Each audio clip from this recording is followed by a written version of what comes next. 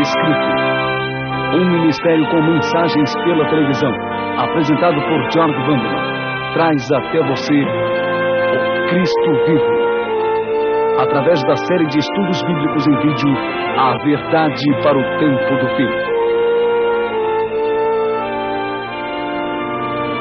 Estudo de hoje: o que a cruz não mudou.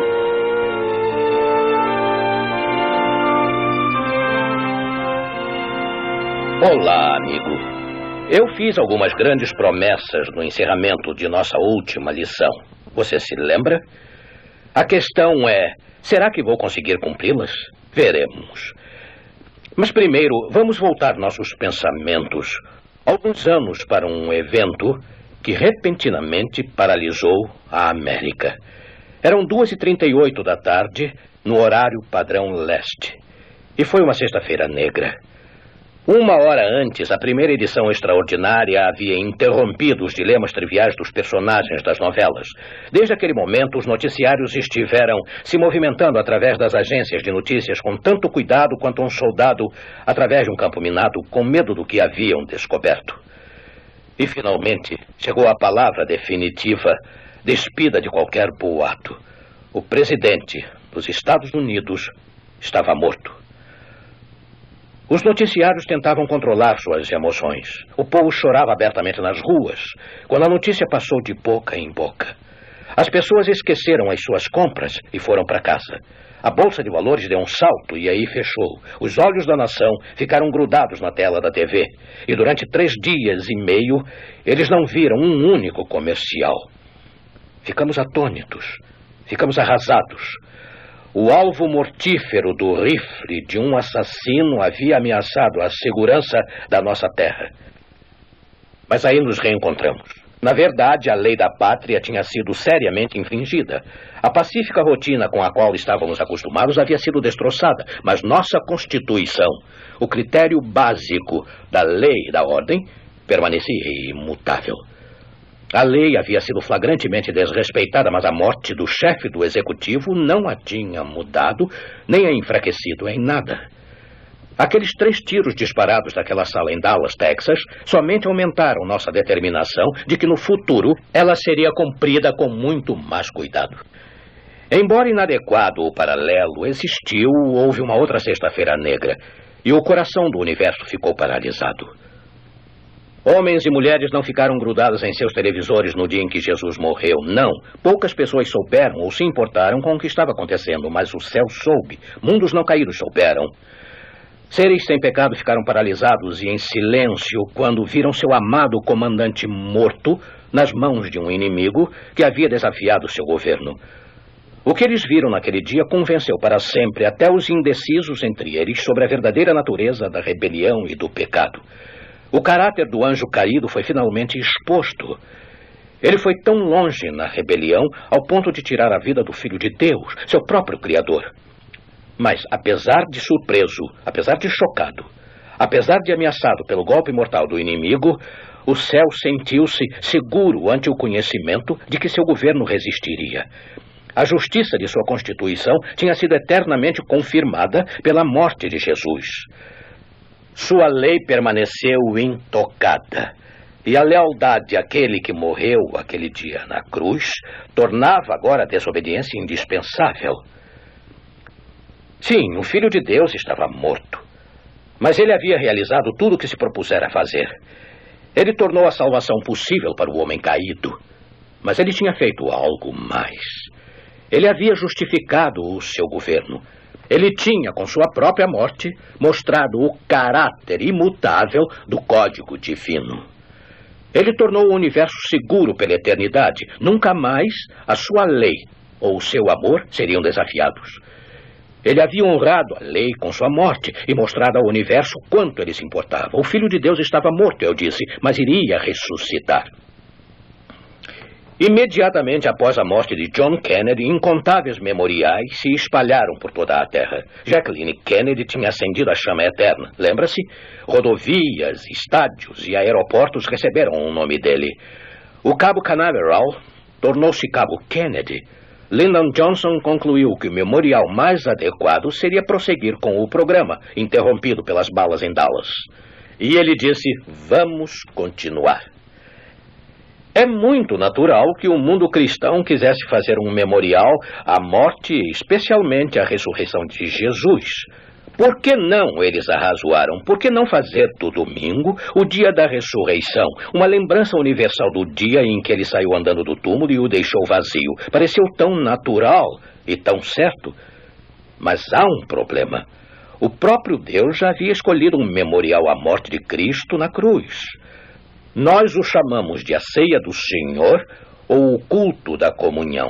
Vamos ler o que 1 Coríntios 11, 23 a 26 nos diz aqui. Porque eu recebi do Senhor o que também vos ensinei, que o Senhor Jesus, na noite em que foi traído, tomou o pão, e tendo dado graças, o partiu e disse: tomai, comei, isto é o meu corpo que é partido por vós. Fazei isto em memória de mim. Semelhantemente também, depois de ceiar, tomou o cálice, dizendo: este cálice é o novo testamento no meu sangue. Fazei isto todas as vezes que beberdes, em memória de mim. Porque todas as vezes que comerdes este pão e beberdes este cálice, anunciais a morte do Senhor até que venha.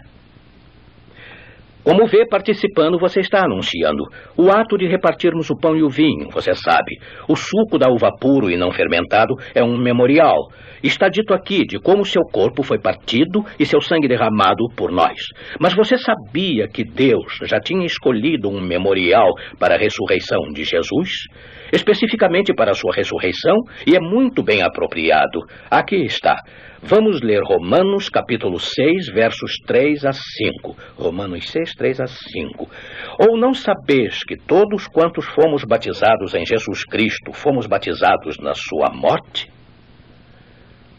De sorte que fomos sepultados com ele pelo batismo na morte, para que, como Cristo ressuscitou dos mortos, pela glória do Pai, assim andemos nós também em novidade de vida. Porque observe com atenção, se fomos plantados juntamente com ele na semelhança da sua morte, também o seremos na da sua ressurreição. Pode qualquer outro memorial ser mais adequado, mais significativo do que o batismo? Sabe, a imersão representa-o perfeitamente. Quando uma pessoa entra na água e prende o fôlego, isso simboliza a morte ao pecado. Quando ele é colocado embaixo da água, simboliza o enterro da velha vida. E quando ele vem para fora da água, simboliza a ressurreição para uma nova vida. E por esses atos juntos, assumidos com compromisso e com compreensão, o seguidor de Jesus, com o batismo, comemora a morte, o sepultamento e a ressurreição de Jesus, escolhido pelo próprio Deus. É perfeito em todos os detalhes, é incomparável em seus paralelos. Difícil de ver por que o homem mortal tentaria aprimorá-lo. Mas é exatamente isso que os homens tentam fazer. Há um grande segmento do mundo cristão que, quando perguntado por que os cultos no domingo são em lugar de no sábado bíblico, responde que isso é feito em honra à ressurreição. Mas você diz, irmão Vanderman, os memoriais são louváveis. Não pode haver mais de um para homenagear a ressurreição de Cristo? Sim, memoriais são louváveis, muitos deles. Mas o problema é o seguinte: Deus já tem um dia de descanso. Foi estabelecido no fim da semana da criação, e ele também é um memorial muito importante. Vamos ler sobre ele em Êxodo 20, 11. Porque em 6 dias fez o Senhor os céus e a terra, o mar e tudo o que neles há. E ao 7º dia descansou. Por isso o Senhor abençoou o dia de sábado e o santificou. Em 6 dias fez o Senhor o céu e a terra. Por isso ele nos deu o sábado. Este é um memorial da criação. O sábado é uma perpétua lembrança a cada 7 dias de que nós não somos filhos do acaso, nem de algum acidente, mas filhos de um Criador amoroso. Eis o problema. Temos que ter 2 dias de descanso, um para nos ajudar a lembrar sua ressurreição e um para nos ajudar a lembrar que ele é o Criador. Como a natureza humana reagiria tendo 2 dias de descanso? ela não iria escolher um ou outro? E as pessoas não escolheriam aquele que fosse mais conveniente para elas? Isto significaria que a ressurreição de Jesus é lembrada na sua obra como Criador esquecida. Deus é sempre honrado pelo nosso amor e devoção por nossa lembrança do túmulo vazio, mas você vê o que está errado aqui? É isto. A observância do domingo, por mais sincera que seja, viola especificamente, pelo menos por negligência, um dos 10 mandamentos de Deus. Pois aqueles que observam o domingo não estão observando o dia que Deus ordenou. Podemos esperar que Deus se agrade com um memorial que esteja pintado com a quebra da lei? Uma lealdade com sabor de deslealdade? Uma oferta nascida da desobediência? Dificilmente. A esta altura você pode estar dizendo: estou totalmente confuso. Eu não sei bem o que eu li ou onde. Mas eu sempre acreditei que existe autoridade no Novo Testamento para o culto aos domingos. Será que eu sonhei? Não, você não sonhou. Você apenas imaginou o que milhões antes de você também imaginaram. A verdade é que o Novo Testamento menciona o primeiro dia da semana apenas 8 vezes. 5 desses textos apenas se referem ao fato da ressurreição ter ocorrido no primeiro dia da semana, o que ninguém questiona, é claro. Ela aconteceu no primeiro dia da semana. O Novo Testamento nos diz isso.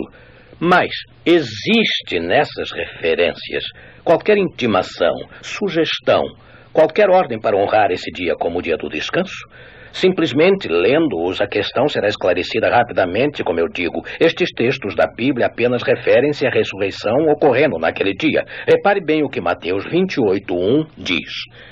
E no fim do sábado, quando já despontava o primeiro dia da semana, Maria Madalena e a outra Maria foram ver o sepulcro. Observe que o primeiro dia da semana começa quando já despontava o dia após o sábado. Não existe nenhuma orientação divina aqui pedindo para guardarmos o primeiro dia da semana como o sábado, ou há. Vamos ver então o que Marcos 16:2 nos diz. E no primeiro dia da semana foram ao sepulcro de manhã cedo, ao nascer do sol. Novamente a simples referência de um fato na época da ressurreição. E, por favor, observe enquanto estamos aqui como começa o versículo 1. Ele diz, note, e passado o sábado, Maria Madalena e Maria, mãe de Tiago e Salomé, compraram aromas para irem ungí-lo. Trouxeram especiarias para ungir a Jesus sábado à noite, como vê, após o sol ter se posto. Aí de manhã bem cedo, no primeiro dia da semana, elas foram ao sepulcro. A terceira passagem que menciona o primeiro dia da semana está bem aqui na página seguinte. Está aqui no versículo 9. E Jesus, tendo ressuscitado na manhã do primeiro dia da semana, apareceu primeiramente a Maria Madalena, da qual tinha expulsado 7 demônios. Palavras conhecidas, não são? Nós as temos lido muitas vezes e novamente nenhum tipo de referência de que ele significasse o sábado, não é mesmo? Em seguida vamos para o Evangelho de Lucas, Lucas 24:1. E no primeiro dia da semana, muito de madrugada, foram elas ao sepulcro, levando as especiarias que tinham preparado. Novamente será útil observar o versículo imediatamente anterior a este, que é o versículo 56 de Lucas 23. Versículo 56. E voltando elas, prepararam especiarias e ungüentos, e no sábado repousaram conforme o mandamento. Como vê, as mulheres já tinham descansado no sábado antes de irem, no primeiro dia da semana, ao túmulo. Novamente vemos que o sábado vem antes do primeiro dia da semana. Ou seja, ele já passou quando o primeiro dia da semana começa. Não houve muito sucesso até agora na busca de um versículo que autorize a guarda do primeiro dia da semana como dia do descanso, como o dia do Senhor. E tendo em mente estas passagens, chama o sábado por seu nome sagrado e o primeiro dia da semana por um simples número, primeiro dia. Muito significante, não é? Mas agora vamos ao Evangelho de João, João 20, versículo 1. E no primeiro dia da semana, Maria Madalena foi ao sepulcro de madrugada, sendo ainda escuro, e viu a pedra tirada do sepulcro. Aí você vê, aí está. Acabamos de examinar 5 passagens que se referem ao fato de Jesus ter ressuscitado no primeiro dia da semana. Não existe controvérsia sobre estas 5 passagens de modo algum, mas a próxima passagem que menciona o primeiro dia da semana neste mesmo capítulo, capítulo 20 de João, é o versículo 19. Chegada, pois, a tarde daquele dia, o primeiro da semana, e cerradas as portas onde os discípulos, com medo dos judeus, se tinham ajuntado, chegou Jesus e pôs-se no meio e disse-lhes: Pai seja convosco. Esta passagem é às vezes mencionada como a reunião da ressurreição, realizada no primeiro dia da semana por aqueles que buscam apoio nas Escrituras para a mudança do sábado. Mas sabe, é difícil ver como isso pode ser verdade, já que os discípulos estavam reunidos atrás de portas fechadas por medo dos judeus, e eles próprios ainda não estavam convencidos da ressurreição até Jesus aparecer a eles. E claro, mesmo que fosse uma reunião, isso faria dela um sábado? Dificilmente. Agora, somente mais 2. A 7ª referência ao primeiro dia da semana encontra-se no livro de Atos. Vejamos Atos 20, versículo 7. E no primeiro dia da semana, ajuntando-se os discípulos para partir o pão, Paulo, que havia de partir no dia seguinte, falava com eles e alargou a prática até à meia-noite. Uma reunião e tanto, você diria.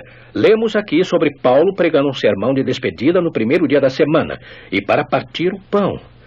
Entretanto, a pregação de um sermão ou a celebração do culto da comunhão não faz desse dia um sábado. Pastores pregam com frequência todas as noites da semana e certamente não consideram todos os dias o sábado. Os discípulos pregavam também todos os dias da semana. E com relação à ceia do Senhor, tenham em mente que ela foi originalmente instituída pelo próprio Jesus em uma noite de quinta. Mas isso faz da quinta o dia do descanso? Eu disse, dificilmente depositaria minha fé nesta referência. E você? Especialmente quando inúmeras referências falam de Paulo e outros apóstolos pregando no sábado. Paulo quase sempre pregava no sábado. Esse era o seu costume. Esta havia sido uma reunião de despedida.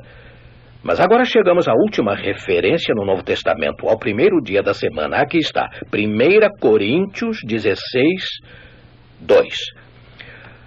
No primeiro dia da semana, cada um de vós ponha de parte o que puder ajuntar, conforme a sua prosperidade, para que se não façam as coletas quando eu chegar. Creio que será útil se lermos os 2 versículos seguintes. Você pode ler comigo, 1 Coríntios 16, 3 e 4. E quando tiver chegado, mandarei os que por carta aprovardes para levar a vossa dádiva a Jerusalém. E se valer a pena que eu também vá, irão comigo. Quando você ler as cartas de Paulo às diversas igrejas, você notará que ele promove um projeto especial ao seu coração. Os crentes em Jerusalém precisam de assistência financeira, e Paulo está pedindo às igrejas para juntarem uma grande oferta para os seus irmãos na fé. Ele parece até estar estimulando uma pequena competição entre as igrejas para ver qual delas consegue ser financeiramente mais liberal. Esta passagem, então, segundo o versículo, não tem nada a ver com ir à igreja aos domingos e colocar uma oferta na bandeja de ofertas, como alguns podem ter entendido. Em vez disso, Paulo está simplesmente pedindo aos coríntios, quando eles examinarem suas contas e virem o quanto prosperaram na semana passada, que separem algum dinheiro para este projeto especial, esta oferta especial, para que eles não tenham que ficar angariando fundos quando ele chegar para visitá-los. De fato, as várias traduções deste versículo deixam claro que esta citação, este por de parte, é feito nos lares, não num culto público. Percebe? Não durante as ofertas no culto. Há mais uma passagem que eu gostaria de ler. Ela não menciona o primeiro dia da semana, mas muitas pessoas presumem que sim. Por essa razão, vamos considerá-la. Nós a encontramos no livro de Apocalipse. Apocalipse, capítulo 1, versículo 10. Eu fui arrebatado em espírito no dia do Senhor. Lembra-se quando lemos este versículo antes? Eu fui arrebatado em espírito no dia do Senhor e ouvi detrás de mim uma grande voz, como de trombeta. Aqui está, alguns dizem, João recebeu uma revelação de Jesus no dia do Senhor, e era o domingo. Mas tais pessoas não estão presumindo demais? Primeiro, receber uma revelação de Jesus faz de um dia o dia do Senhor? E o dia do Senhor é o domingo? Ou estamos tentando superimpor um dos costumes de hoje a João e aos cristãos primitivos? Que dia é o dia do Senhor? Bem, de acordo com o que Deus disse através do profeta Isaías, é melhor nós lermos o versículo agora, Isaías 58, 13. Se desviares o teu pé do sábado e de fazer a tua vontade no meu santo dia, e se chamares ao sábado deleitoso e santo dia do Senhor digno de honra, e o honrares não seguindo os teus caminhos, nem pretendendo fazer a tua própria vontade, nem falar as tuas próprias palavras. Como vê, o povo de Deus vinha pisando sobre o sábado. Eles o vinham usando para seu próprio prazer. E Deus os chama para que tirassem seus pés do sábado, e que parassem com essa prática e chamassem o sábado deleitoso e o santo dia do Senhor. A questão é a seguinte: no que se refere à Bíblia, Deus chama o sábado de meu santo dia. Inquestionavelmente, o sábado é o dia do Senhor. E o sábado, claro, é o 7º dia da semana, não o 1º. Mas, antes de deixarmos a discussão de Apocalipse 1:10 e sua referência ao dia do Senhor, eu gostaria que soubessem algo sobre a origem da prática de referir-se ao domingo como o dia do Senhor. Segundo os melhores registros históricos, a prática de aplicar tal expressão, o dia do Senhor, ao domingo, surgiu nos círculos cristãos por volta do final do século II. Quando João escreveu isto, mesmo aqueles que eventualmente queriam ver o sábado mudado, ainda não tinham nascido, ou pelo menos nem sequer tinham pensado em usar esta expressão de questionar o sábado. E o fato triste é que quando a expressão o dia do Senhor entrou em uso entre os cristãos, ela veio pintada pelo paganismo, e especialmente pelo culto ao sol. Escute isto de Agostinho Paiva, um escritor português sobre o mitraísmo. Ele disse: o primeiro dia de cada semana, domingo, foi consagrado a Mitra desde os tempos remotos, segundo afirmam vários autores, porque o sol era Deus, o Senhor por excelência. O domingo passou a ser chamado dia do Senhor, como foi feito mais tarde pelo cristianismo. Você está chocado com a origem da prática? O dia do Senhor. Mas o Senhor referido aqui era o sol. Amigo, agora devemos perguntar: já encontramos alguma autoridade na Bíblia para a observância do dia do sol? Você concorda que não existe? Não é encontrada no Novo Testamento, como aprendemos em nossa última lição. Teria sido encontrada nestes versículos que acabamos de ler, sem dúvida. Leiam todos de novo em seus momentos de lazer, se preferir. O silêncio do Novo Testamento concernente a qualquer mudança divina por Cristo ou pelos apóstolos no dia do descanso, eu digo, o silêncio é ensurdecedor. E isto é tremendamente importante. Tenham em mente que uma mudança assim teria provocado grande controvérsia entre os cristãos primitivos. Pense na quantidade de espaço que Paulo dá à questão da circuncisão e da relação dos cristãos com isso. Ele dedicou todo o livro de Gálatas para a discussão do problema. E a circuncisão tinha como sua autoridade apenas a lei cerimonial, às vezes chamada de lei de Moisés, uma lei de sacrifícios e ritos e cerimônias que terminaram quando Jesus, o verdadeiro sacrifício, o Cordeiro de Deus, deu sua vida. A circuncisão sequer é mencionada nos 10 mandamentos. Imagine, se puder, a revolta que teria causado se qualquer mudança do sábado, um dos 10 mandamentos, tivesse sido tentada, sugerida ou mesmo insinuada. Poderíamos esperar encontrar muitos capítulos, provavelmente livros inteiros, relativos ao assunto. E lembre-se que o Novo Testamento foi escrito de 19 a 63 anos após a cruz. Esse é um ponto a lembrar quando você avaliar cada uma destas passagens. Sem dúvida, existe confusão por todo o mundo hoje sobre o dia de descanso de Deus. Claro que sim. Milhões acreditam que aconteceu alguma coisa na cruz que desfez a autoridade do mandamento do sábado. Mas devemos acreditar que o sábado tenha sido severamente desafiado quando as chamas da igreja primitiva ainda queimavam fortes e sob os atentos olhos dos apóstolos, sem nenhum aviso apareceu no Novo Testamento? Dificilmente. Alguma coisa aconteceu. Alguma coisa saiu errado. Confusão existe, mas é Deus, de algum modo, responsável pela confusão? Ele mudou o sábado? Não. Deus diz: eu sou o Senhor, eu não mudo. Ele diz: eu não alterarei as palavras que saem da minha boca. Jesus o mudou? Não. Nestas escrituras está muito, muito claro. Os apóstolos não mudaram, não, eles o observaram, assim como Jesus. Evidentemente, Jesus não antecipou nem previu nenhuma alteração do sábado, pois quando falava da destruição de Jerusalém, que seria em 70 depois de Cristo, uns 30 anos mais tarde, ele disse aos seus seguidores para orarem para que suas fugas não acontecessem no sábado. E quanto à nossa era? O povo de Deus, neste final dos tempos, é descrito no livro de Apocalipse como os que guardam os mandamentos de Deus. Isso inclui o 4º mandamento também, e a fé em Jesus, e permanecendo no testemunho de Jesus.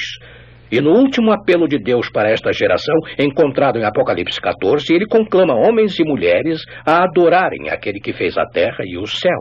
E como podemos adorar melhor ao Senhor como Criador do que lembrando semana após semana o dia que é um memorial ao Senhor da criação? Sim, em todas as Escrituras o sábado permanece seguro, permanente, imutável. Um memorial da criação, um dia específico, um mandamento específico no âmago da lei divina, um dia observado por Jesus e seus seguidores. Um dia ainda observado nos dias negros de 70 depois de Cristo, e até em nossa geração o povo de Deus recebeu a designação de guardar os mandamentos de Deus e ter a fé em Jesus. E observe atentamente a urgência, a convocação, a adoração que ele fez. O verdadeiro sábado será guardado pelo povo de Deus nos últimos dias da história da Terra? Com toda certeza será. Você já ouviu alguém dizer que o sábado é um ponto de controvérsia? É sim, meu amigo. É um ponto de controvérsia porque esta geração prefere acreditar na chance e no caos de bilhões de anos do que nos 6 dias da criação presididos por nosso amantíssimo Deus. Deus tem controvérsia com aqueles que disputam sua qualidade de Criador, e é por isso que o sábado se torna tão importante. Um dia em 7 resolve? À medida que nos aproximamos da cruz, com seu verdadeiro significado entrando cada vez mais em nossa mente, como podemos perguntar isso? Vemos que adulterar o sábado é o mesmo que adulterar a criação, ou o Sinai, ou o próprio Calvário.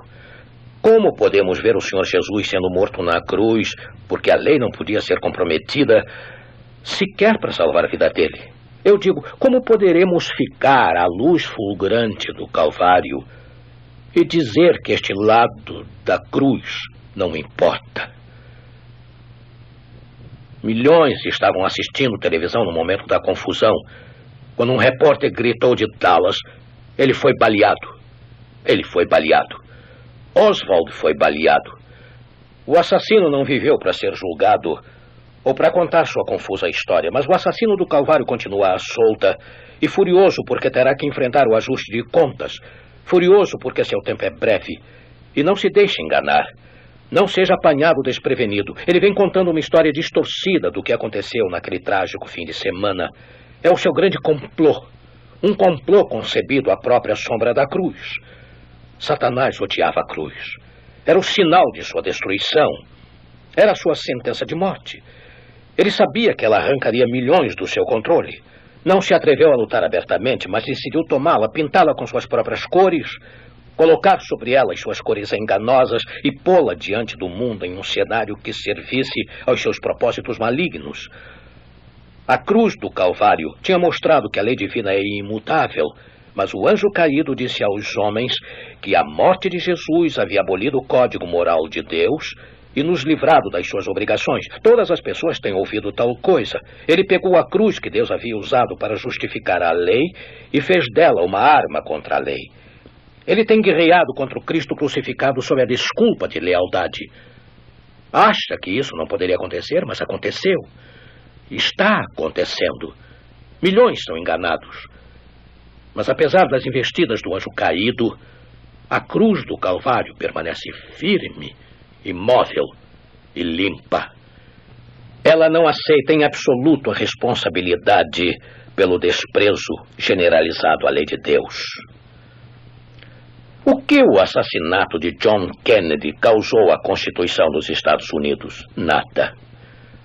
O que a morte de um presidente causa à lei da terra? Nada. O que a morte de Jesus causou à lei divina? Nada. O que a cruz causou ao sábado? Nada. Nada exceto o incomparável sacrifício do Calvário, seu inflexível custo para o Filho de Deus. A lealdade básica à divindade convida o ser humano a tornar a desobediência impensável desde o dia em que ele morreu. Há muitos anos estava eu sentado no carro-restaurante num trem. Aconteceu durante a Segunda Guerra Mundial.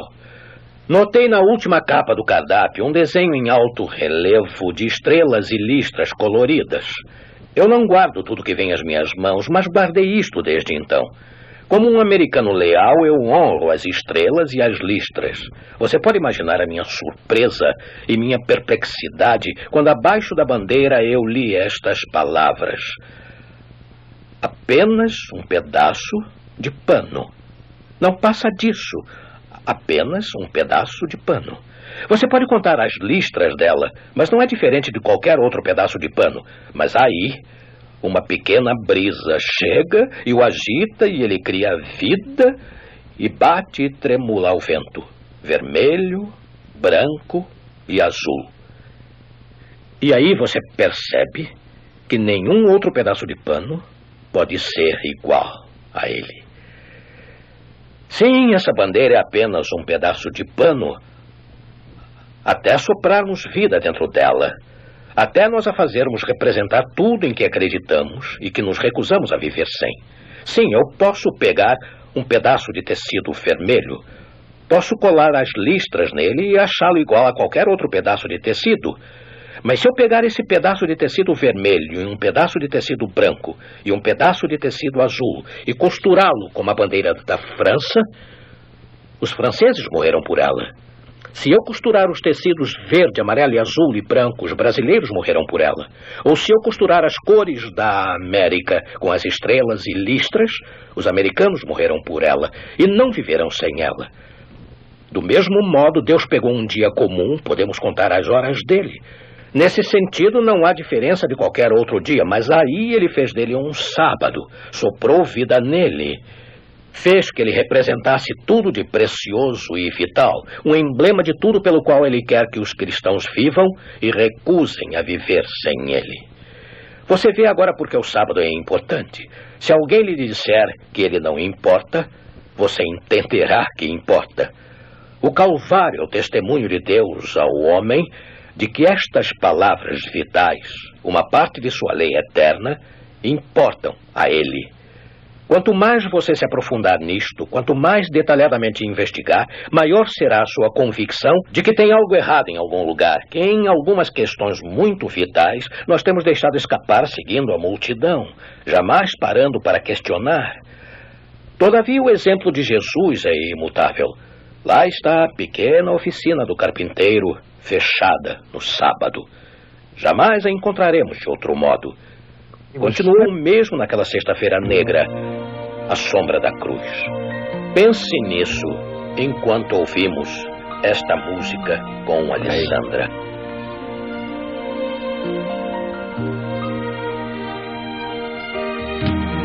Hoje é o tempo de mudar o coração, tempo de mudar as coisas ao redor, tempo de um futuro bem melhor, com muita luz e com Jesus. Hoje é o tempo de preparo pro amanhã, tempo de saber que Cristo vai voltar.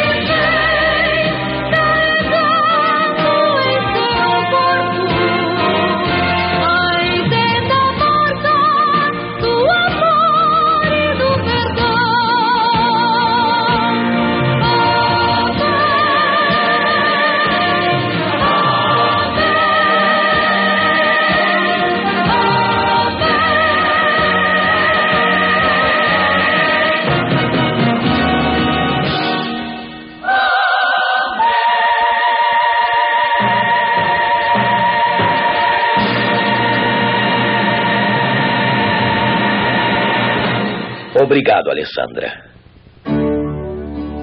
Oremos. Meu Pai, somos agradecidos pela luz que vem a nós sobre esta questão urgente. Obrigado pela palavra clara e o exemplo de Jesus e aqueles apóstolos maravilhosos. Eles eram pessoas iguais a nós, mas eles nos trouxeram a vida de Jesus, paz por paz, momento a momento. E queremos, acima de tudo mais, ser discípulos também, discípulos fiéis de Jesus, até o fim.